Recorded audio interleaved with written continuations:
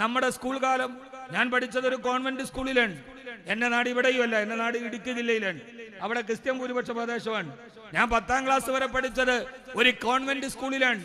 ചെറുപ്പത്തിലെ ദാരിദ്ര്യത്തിൽ ഉച്ചക്കൊരു നേരത്തെ ഭക്ഷണമില്ലാതെ പഠിച്ചു കഴിഞ്ഞ് സ്കൂളിലെ മരബെഞ്ചിൽ തലചായ്ച്ചിരിക്കുമ്പോ എന്റെ തോളിൽ തട്ടി എഴുന്നേൽപ്പിച്ച് ഇന്നാ മോനെ ഭക്ഷണം കഴിക്കൂ എന്ന് പറഞ്ഞ എന്റെ മുമ്പിൽ കണ്ട എന്റെ ടീച്ചറിന്റെ തലയിൽ ഒരു തട്ടമുണ്ടായിരുന്നു. ആ തട്ടം ഒരു മുസ്ലിം പെണ്ണിന്റെ തട്ടമല്ല, അതൊരു കന്യാസ്ത്രീയുടെ തട്ടമായിരുന്നു. അന്ന് അവർ വെച്ച് നീട്ടിയ അന്നം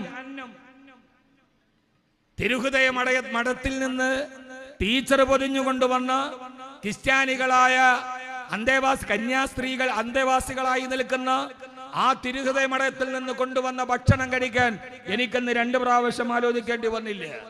ഉച്ചക്കഞ്ഞിയില്ലാതെ ദാരിദ്ര്യത്തിൽ പലക ബെഞ്ചിൽ കമിഴ്ന്നു കിടന്ന എനിക്ക് നീട്ടിയ കൈകളിൽ